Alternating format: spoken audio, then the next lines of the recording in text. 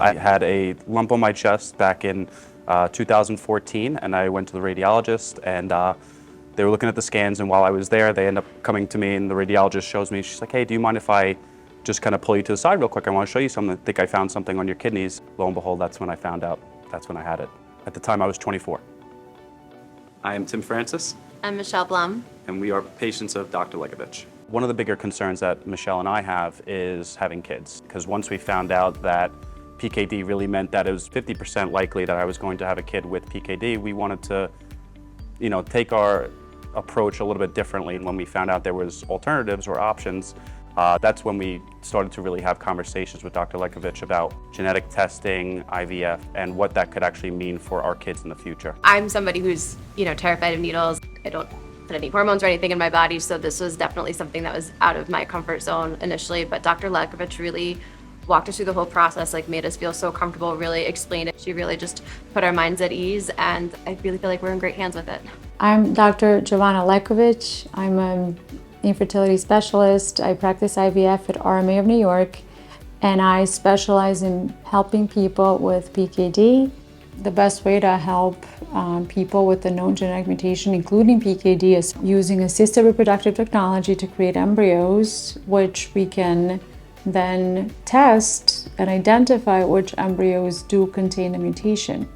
Therefore, we can also identify the embryos that do not contain the mutation and then use those embryos, thus preventing propagation of that mutation, not just to their children, but to the progeny. My name is Bill Meyer. I have a son who's 6 years old and a daughter who's 3, and I have PKD. What I think is important to remember, and this is sort of the breadth and the wholeness of PKD, is it affects far more than kidneys.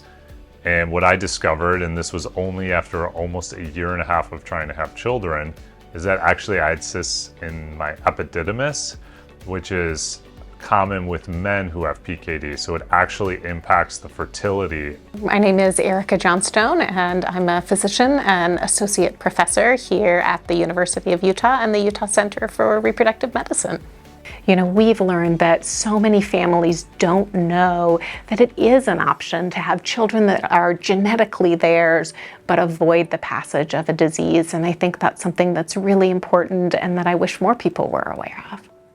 And the ultimate goal is we don't want to see kids born with this disease anymore. We can make this go away. It's been done before with other diseases. A huge part of PKDO's mission over the next 30 years is to make sure that we have the funding for them to have children without this disease, if they so choose.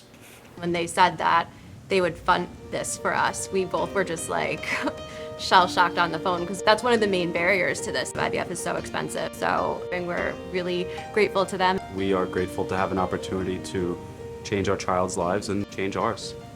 We all come from different backgrounds, different privileges, different opportunities, and whether we're poor or rich, the one thing that always carries down from parents to sons or daughters is your health. Ultimately, this would be a chance to give our child something that I never had, which is a chance to not have this at all.